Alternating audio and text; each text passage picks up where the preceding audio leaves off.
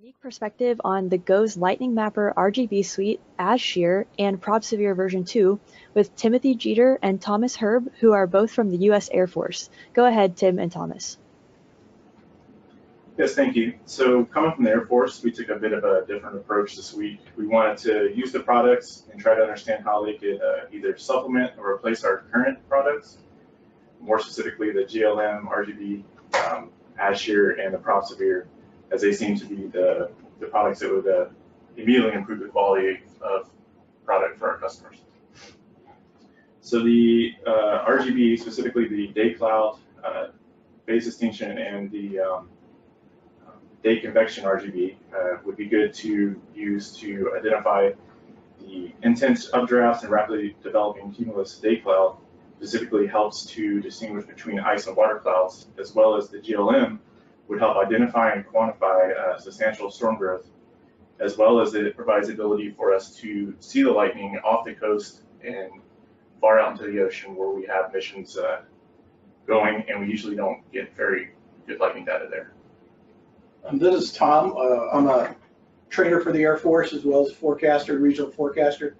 This will be very useful in the classroom to emphasize, reinforce convective concepts, developing thunderstorms, intensity changes.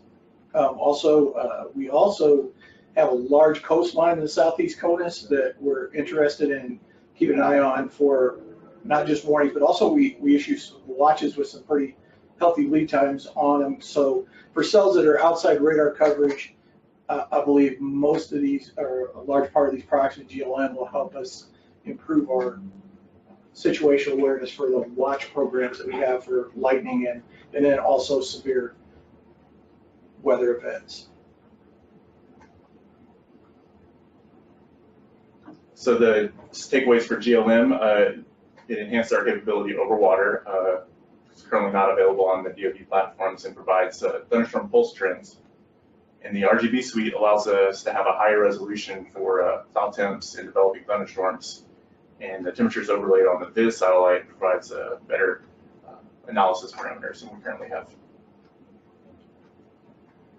So Shear seems to be very useful for us as we're responsible for very huge areas of MetWatch. So Shear, while it has a lot of other useful uses, would help to quickly ID an area where shear may aid in the development of severe thunderstorms, where reflectivity isn't showing it quite yet. It helps us to quickly ID an area we may need to interrogate further.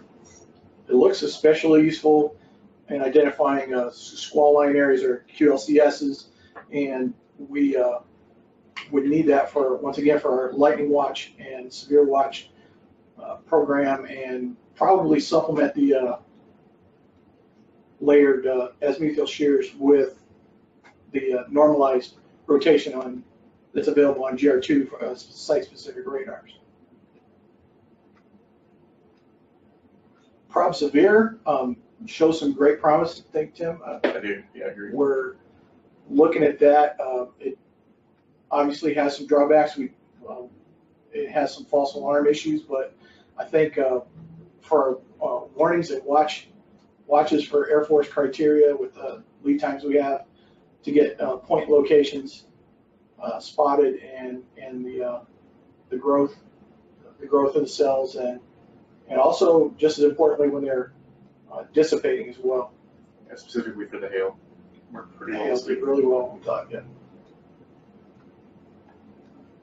So the takeaways for the Shear, like I said, will aid in large-scale situational awareness, provides a good first look where we need to interrogate further, and it's currently not available on DoD platforms. And the ProbSevere just adds additional confidence for evaluating severe thunderstorms, especially it seems to hail product. Also, once again, in the classroom for concepts, reinforcement concepts, it's going to be invaluable as well. And those aren't the only products that we're interested in. The new MDA looks like that's something we probably get some good mileage out of. If that hits the streets sooner than later, would be better for us. All right, thank you both. Lastly, we'll be talking about the GOES Lightning Mapper Total Lightning products with Stephanie Henry from WFO Boise, Idaho. Go ahead, Stephanie. Thank you.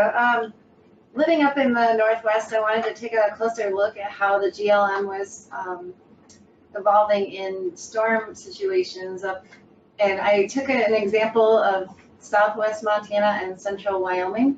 And the main takeaways that I got was that the parallax effect, looking at both GOES East and West, was still pretty prominent in both cases. The lightning was able to be detected by the ground networks sometimes, but not by the flash extent density product. And then it was also the opposite, where the flash extent density did pick up some lightning areas where the ground network might not be as good in those places. But looking at flash extent density and comparing it to total optical energy, I was able to find more use out of the total optical energy in these locations, just because it's able to depict maybe the intensity a little bit better in the low scale end, and also be able to pick out the average area and give a big picture representation of the storm course. Now here's the group centroid density product. It is more of a point product versus the flash density.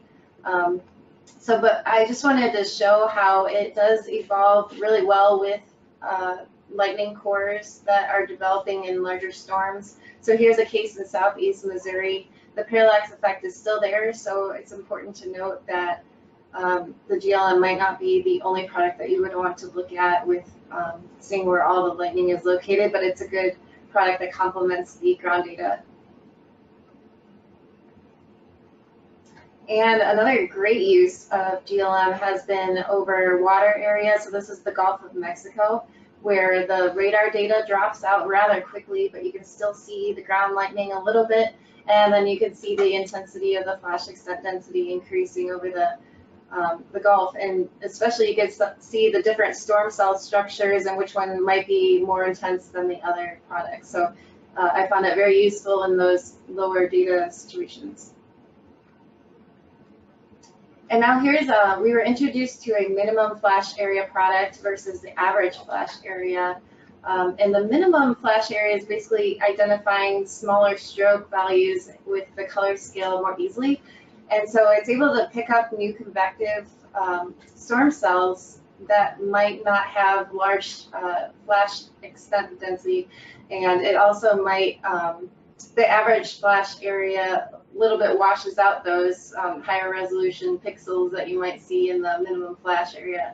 So I found it really useful. If you look over New Mexico, it's really pointing out the area of new convection a lot more easy to your eye versus the average flash area. And I found that to be really useful for cases in the West where maybe the lightning data is not as frequent or as easily viewable. So main takeaways is to still be aware of the parallax effect in the northern, northwest latitudes. I did see that it was a little bit better in the Missouri case, but it's still there. So that's definitely something to be aware of when you're looking at only GLM data versus other products. And I noticed that the TOE, the optical energy product, is a little bit better in the West and in other cases where the lightning is a little bit lower in frequency, but the TOE is able to pick up those flashes in a big picture sense. And it's also very useful, the GLM is useful over water where you might have poor data coverage in other cases. And then we determined that the minimum flash area was a little bit better to use for new convective cells.